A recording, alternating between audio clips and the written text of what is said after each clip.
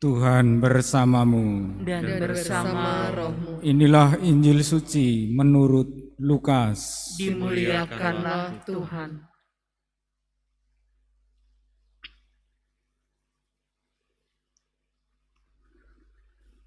Dalam perjalanannya ke Yerusalem, Yesus menyusur perkotaan Samaria dan Galilea.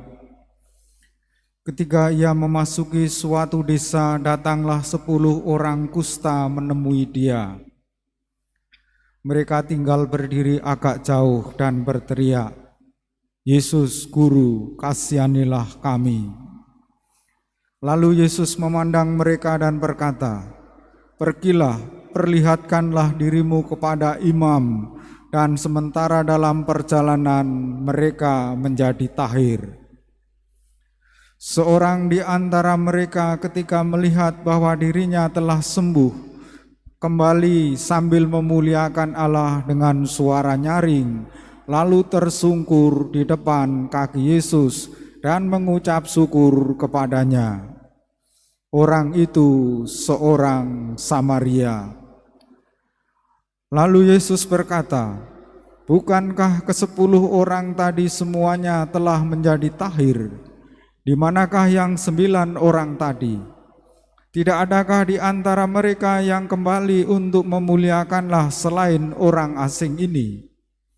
Lalu ia berkata kepada orang itu, "Berdirilah dan pergilah, imanmu telah menyelamatkan engkau."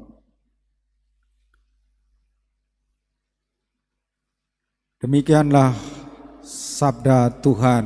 Terpujilah Kristus.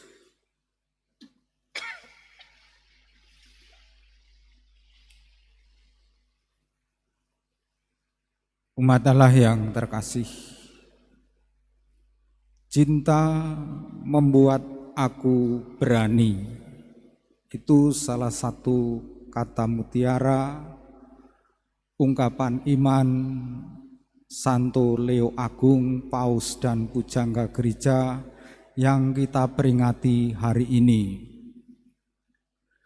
Apakah dalam diri kita ada keutamaan cinta?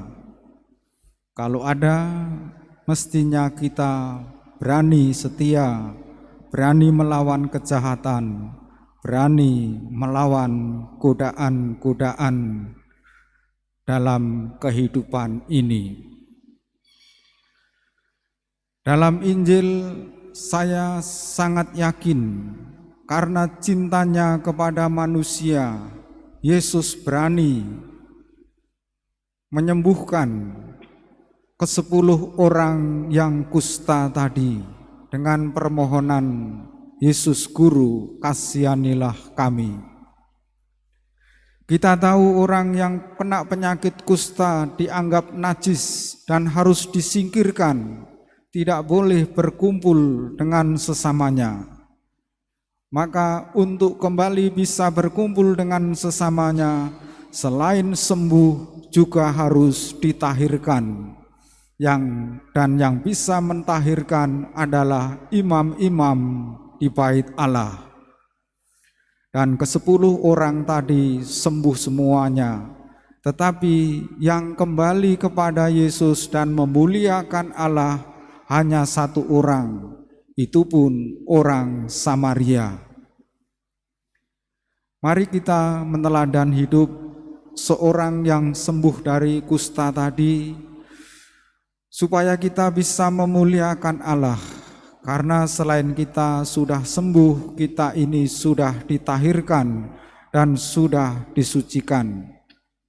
Ke-9 orang yang sembuh tadi pergi, tidak kembali lagi. Dan yang 1 orang tadi kembali memuliakan Allah. Dan ia dapat berdiri, dapat pergi, dan karena imannya ia diselamatkan. Pada zaman abad pertengahan atau biasa disebut abad kegelapan, Paus Leo Agung mempunyai keberanian untuk melawan bid'ah-bid'ah yang menentang gereja dan memurnikan iman umatnya. Karena keberaniannya itulah dia digelari Paus Santo sekaligus pujangga gereja. Dialah pahlawan gereja. Dan hari ini bangsa Indonesia juga merayakan Hari Pahlawan. Semoga kita menjadi pahlawan-pahlawan pada zaman ini sesuai dengan tugas dan kewajiban kita masing-masing.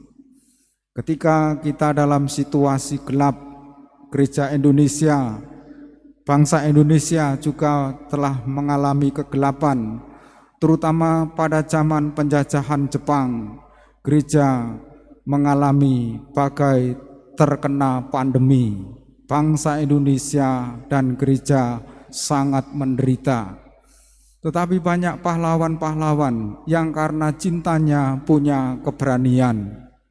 Dan keberanian itu adalah ungkapan iman, ungkapan kasih kita kepada Tuhan dan sesama.